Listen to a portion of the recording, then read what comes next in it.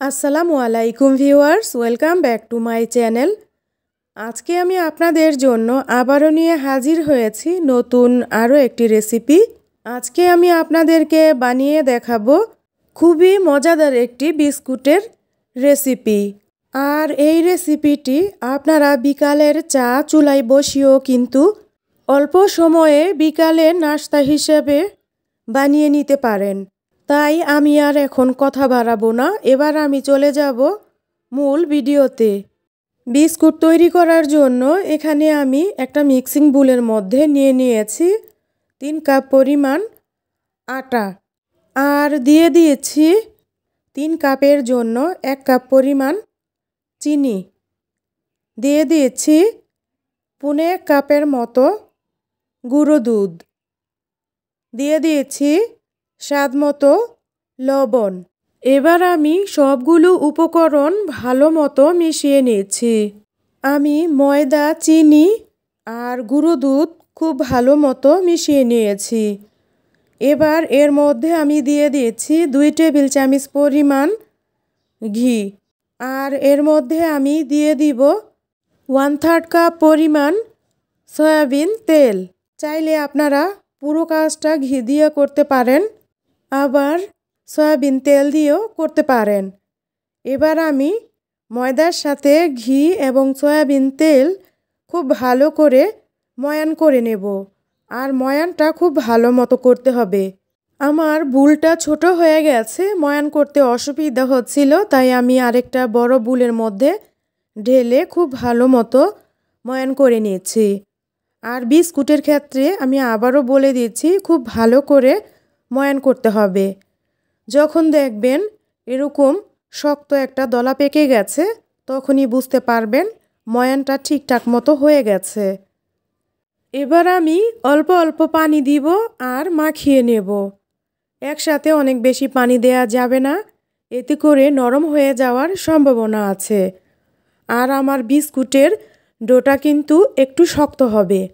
আমার ডোটা একেবারে রেডি হয়ে গেছে ভিউয়ার্স, দেখতেই পারছেন আমি 2 হাত দিয়ে ডোটাকে মথে নিয়েছি। আর ডোটা কিন্তু এরকম শক্তই হবে, নরম করা যাবে না। আমি আগেই বলেছি পরোটা বা রুটির ডোয়ের মতো হবে না, বিস্কুটের ডোটা একটু শক্ত হবে। এবার আমি ডোটাকে 3 ভাগে ভাগ করে নিয়েছি। বিস্কুটগুলো বানানোর জন্য আমি বেলুন আর পিঁড়ি নিয়ে নিয়েছি। পিঁড়ির উপরে আমি একটা বড় সাইজের প্লাস্টিকের কাগজ বিছিয়ে নিয়েছি, দেখতেই পারছেন। এবার আমি একটা ডোয়ের টুকরো নিয়ে পিঁড়ির উপরে রেখে কাগজটাকে ডোয়ের উপরে দিয়ে বেলুন দিয়ে একটা রুটি বেলে নিচ্ছি। আর রুটিটা কিন্তু একটু মোটা সাইজের হবে, কতটা মোটা হবে আমি অবশ্যই আপনাদেরকে দেখিয়ে দিব। আর রুটি বেলার সময় কিন্তু 4 পাশ ফেটে যাবে, এতে করে ভয়ের কিছুই নেই। আর আপনারা যখন বিস্কুট তৈরি করবেন তখন আমার মতো চেষ্টা করবেন এরকম পলিথিনের ভিতরে দিয়ে রুটিটা বেলার জন্য। এতে করে যখন আপনি বিস্কুটগুলো কাটবেন কুকি কাটার বা গ্লাস বা চাকু দিয়ে, তখন আপনার বিস্কুটগুলো তুলতে কিন্তু অনেকটাই সুবিধা হবে। আর আপনি যখন পিঁড়ির মধ্যে সরাসরি বিস্কুটটা তৈরি করবেন, মানে কেটে নেবেন, তখন কিন্তু আপনার বিস্কুটগুলো পিঁড়ির মধ্যে আটকে ধরার সম্ভাবনা থাকবে অনেক বেশি। আমার রুটি বেলা হয়ে গেছে, এবার আমি একটা গ্লাসের সাহায্যে বিস্কুটগুলো কেটে নিচ্ছি।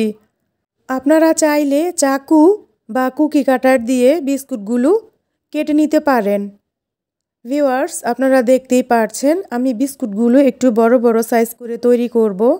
আপনারা চাইলে ছোট সাইজ করে বিস্কুটগুলো কেটে নিতে পারেন। স্টিলের ছোট গ্লাসও আছে, দেখতেই পারছেন আমার 4টা অলরেডি বিস্কুট হয়ে গেছে। চারপাশে যে রুটিটা ছিল সেটা আমি তুলে নিয়েছি। আর এভাবে করেই আমি বাকি সবগুলো বিস্কুট বানিয়ে নেব। বিস্কুটগুলো না মোটা হবে না পাতলা হবে, আশা করি দেখেই আপনারা বুঝতে পেরেছেন। আমার সবগুলো বিস্কুট বানানো হয়ে গেছে ভিউয়ার্স। এবার আমি চলে যাব বিস্কুটগুলো ভাজার জন্য। বিস্কুটগুলো ভাজার জন্য চুলার উপর একটা কড়াইয়ের মধ্যে পর্যাপ্ত পরিমাণ সয়াবিন তেল দিয়ে বসিয়ে দিয়েছি। তেলটা গরম হয়ে গেছে। এবার আমি এর মধ্যে 3টা বিস্কুট দিয়ে দিব। একসাথে আমি প্রথম অবস্থায় অনেকগুলো দিয়ে ভাজবো না। এবার আমি বিস্কুটগুলো একটা চামিচের সাহায্যে উল্টিয়ে দিচ্ছি। ভিউয়ার্স, এই বিস্কুটগুলো ভাজতে হবে একেবারে কম আঁচে এবং ধৈর্য সহকারে। আর নয় উপরে কালার চলে আসবে, ভিতরে কাঁচাই থেকে যাবে। আমার বিস্কুটগুলো হয়ে গেছে ভিউয়ার্স, দেখতেই পারছেন আপনারা কালারটা কত সুন্দর হয়েছে মাশাআল্লাহ। এবার আমি বিস্কুটগুলো তেল ঝরিয়ে তুলে নেব। আরেকটা কথা, যারা নিয়মিত আমার চ্যানেলে ভিডিও দেখেন কিন্তু আমার চ্যানেলটি এখনও সাবস্ক্রাইব করেননি, তাদের কাছে আমার অনুরোধ রইল অবশ্যই আমার চ্যানেলটিকে সাবস্ক্রাইব করে দিবেন।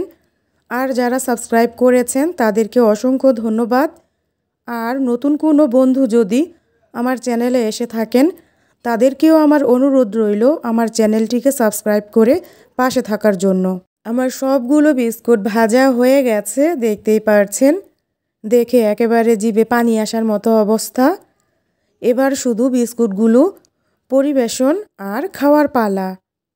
কম সময়ে এমন মজার মজার রেসিপি পাওয়ার জন্য অবশ্যই আমার চ্যানেলটির সাথেই থাকবেন।